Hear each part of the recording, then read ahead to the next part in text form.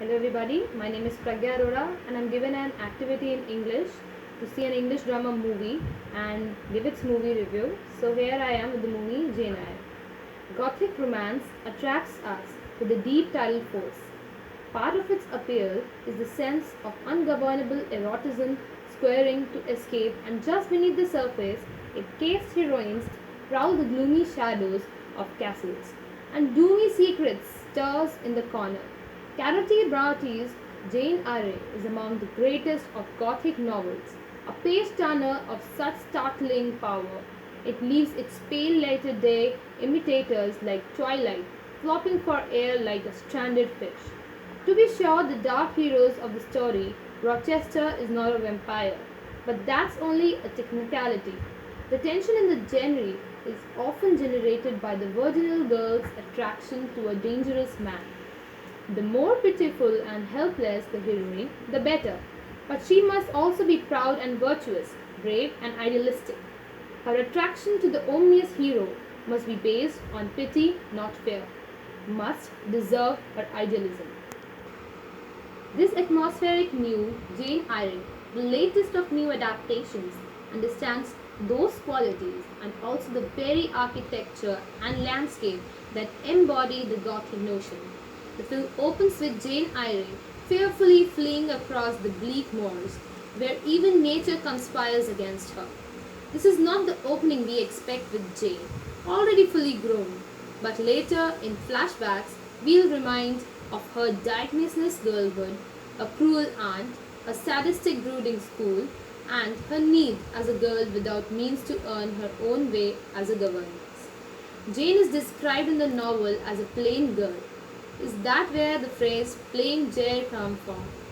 Here she is played by Mia of Tim Burton's Alice in Wonderland, who is far from plain but transforms herself into a pale, severe creature who needs to be watered with love. She is employed by the intimidating Rochester, played by Michael, to surprise the scare of his ward. Adele Veris, who is being raised in an isolated manner, Thornfield. How he came into the possession of a young girl as his ward is an excellent question, one among many of those probably he answered by Thornfield's dedicated housekeeper, Mrs. Fairfax. The classic Jane Eyre is the 1944 version with Joanna Fontaine and Orson Welles. Fontaine was 27, Welles was 29. Mia is 21 and Michael is 34. In the novel, Jane is scarily 20 and Rochester is older. Whether in any version he is old enough to accomplish what he has done in his life is a good question. But this film is correct making their age difference obvious. Jane, in every sense, must be intimidated by her fierce employer. No version I know of has ever made Rochester as unattractive as he has been described in this book. Rochester is absent a good deal of time. Although represented by the forfeiting atmosphere of Thornhill, the enigmatic loyalty of Mrs. Fairfax, and the sense that something is amiss in the enormous manner, here Judy Dutch's contribution is significant. The tone of her voice conveys so much more about Rochester than her words. Either you know the plot or not, its secret is red herring with all the significance of Rosebud. It functions only to provide Rochester with an honorable reason to propose a dishonorable thing and thus preserve the moral standards of the time. The novel is actually about forbidden sexual attraction on both sides, and its interest is in tension of Jane and Rochester, as they desire but they deny themselves. Much of the power comes from the repressed emotion, and perhaps Clarotti was writing in code about the feelings of the nice women of her time were supposed not to feel. The director here is Carey, whose Sin Neborni was one of the best films of 2009.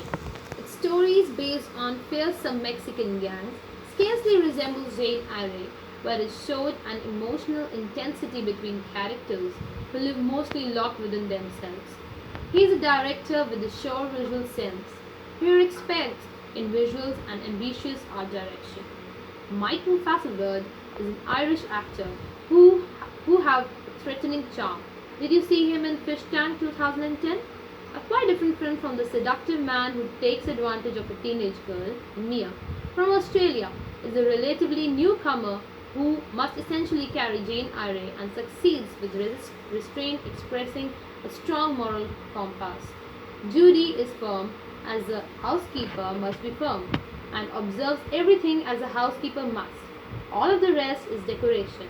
Without the costumes, sets, locations, sound designs, and the wind and rain, Gothic romance cannot exist. The film begins with Jane Eyre running away from Thornfield Hall in the middle of the night and finding herself alone on the moors. In the pouring rain, she manages to reach the doorstep of Moor House, the home of Mr. St. John Rivers, a clergyman and his two sisters. They take Jane in, saving her life. There follows a flashback to the 10-year-old Jane Eyre, an orphan living with her maternal uncle's family, the Reeds at Gateshead Hall. Jane's aunt, Sahara Reed, doesn't like Jane and is very cruel to her. Mrs. Reed's three children are also abusive towards her. One day, Jane is locked in the Red Room, where her uncle died, and which Jane believes is haunted. She knocks herself unconscious on the door after a huge puff of smoke comes down the chimney. Jane's aunt sent her to Lowood School for Girls, which is run by a cruel clergyman, Mr. Brocklehurst. Mrs. Reed tells him that Jane is a deceitful child and is not to be trusted. Jane tells her aunt how much she hates her and that she is a hard-hearted woman. At Lowood, while other pupil, Helen Burns, is being beaten, Jane accidentally drops her slate. Mr. Brocklehurst brands her as liar and makes her stand on the chair all day. Jane and Helen become close friends, but Helen later dies of consumption, basically tuberculosis. 8-year-old Jane. 8 years later, Jane leaves Lowood and takes up a post with Alice Fairfax at Thornfield Hale. She will be the governess of Edrivanes, a young French orphan girl. When she first arrives at Thornfield, a gloomy, isolated mansion, Jane mistakes Mrs. Fairfax for her employer, but she finds out that she is only the housekeeper of her absent master. While Jane is walking into town to post a letter, a horse passes her and throws its rider. Jane helps the gentleman to his horse. Later back at the mansion, she learns that the horse rider is Edward Rochester, master of the house. He jokingly tells her that she must have bewitched his horse to make him fall. They gradually fall in love with one another. One night, Jane is awoken by a strange noise at her door, only to find that Mr. Rochester's room is on fire, which the two of them manage to extinguish. He thanks her for saving his life and holds her hand affectionately. The next day, Rochester leaves Thornfield to visit Lady Blacken Ingram, his future wife. He brings her back to Thornfield with him a few weeks later. When a man named Richard Mason of Spanish Town, Jamaica, shows up, Jane came to see Rochester is disturbed. That night, a scream awakens everyone. Rochester assures his guests it's just a servant's reaction to a nightmare. But after they go back to their rooms, he secretly has Jane tend to a bleeding Mason while he fetches a doctor. Rochester has a doctor take Mason away. Jane receives a letter from her old nurse, Bessie, Jane's cousin. John Reed has committed suicide, the news of which has so shocked his mother, Sahara Reed, that it was brought to a stroke. Apparently, Mrs. Reed has been asking to see Jane. Jane returns to Gateshead, where her dying aunt shows her a letter from Jane's parental uncle, John Eyre, asking for her to go live with him in Madeira. He wants to adopt Jane and bequeath her as his death. Jane notices that the letter was dated 3 years ago.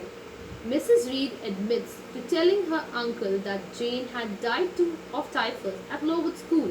She tells Jane that she, Mrs. Reed, has been cursed by her. Jane forgives her aunt and returns to Thornfield, having begun a correspondence with John Eyre. Jane informs Rochester that she must leave Thornfield due to the impending marriage to Blakey Ingram. However, Rochester suddenly proclaims his love for Jane and possesses to her. During the wedding ceremony, Mr. Mason appears along with the lawyer, declaring that Mr. Rochester cannot marry Jane because he is still married to Mr. Mason's sister Bertha. He adds that his sister is still living at Thornfield Hall. Mr. Rochester admits that it's true and takes Jane to meet his wife, calling her his own demo. They find her locked away in a room at Thornfield. Rochester tells Jane that his father wanted him to marry Bertha for her money. Once they were married, he discovered that she was rapidly descending into madness and was forced to lock her away in Thornfield. She was the one responsible for the strange happening in the house. Refusing to go against her principles and despite her love for Rochester, Jane leaves Thornfield in the middle of the night. After Jane regains her health, St. John finds her a teaching position at a nearby charity school. One night she hears knocking at the door and imagines it is to be Rochester. But it turns out to be St. John at the door informing her that her uncle John Eyre has died, leaving her all his property and that she is rich to the tune. Jane offers to share the money with St. John and his sisters, suggesting that they live together at Moor House. They agree to the offer. St. John asks Jane to marry him and go with him to India. Jane agrees to go to India with him but rejects the marriage proposal, suggesting that they travel as brother and sister, and that's how she sees the relationship. On the move, Jane suddenly hears Rochester's voice calling her name. Jane returns to Thornfield, only to find the house a blackened ruin. She learns from Mrs. Fairfax that Rochester's wife set the house on fire and died. Jumping from the roof, Jane finds Rochester, but in the rescue attempt, he has lost his eyesight. Jane reunites with him and they embrace. Cool temperature finally brought this new adaptation of Clairotti's Jane Eyre is included in a chronology of intelligent good taste. 21-year-old Australian-born Mia gives a self-possessed performance in the leading role. Her Jane addresses the audience and her employer with the same lip-sync, even gaze. She carries off the bonnets and the middle parting and fiercely self-depreciating references to her own plainness as only a sensuality beautiful film star can. Her North Country accent, incidentally, is far superior to Annie Hathaway's, but like many Hollywood stars for whom bird speak is not the mother tongue, this is achieved with slowness and control. The plot is confined in flashback form, often cruelly threatened as a child, beaten and humiliated. John has endured a brutal boarding school run and a lavish Christian hypocrisy, and finally fetches us the governance in Thornfield Hall, a remote house in the Yorkshire Peak District, teaching a precious little French girl a position that showcases Jane's an idiomatic command of the language. But she is not the mistress, but rather the pupil of sorts to the master of the house. This is glaring, charismatic, and secretly tortured Mr. Rochester, that extraordinary creation who is ancestor of Du Maurier's Maxim de Winter and second cousin to Count. Michael plays Rochester with a measured, observant intensity which mirrors Jane. He simmers and shoulders and something grins like a very sexy alligator, but never goes anything as banal as flirt. Grumpy rebukes over stonewalled by Jane's proudly polite submission a defense. She also puts up against his scary overs and affection. Mia shows how Jane is suspicious of his gentleness and emotions. It unlocks within her.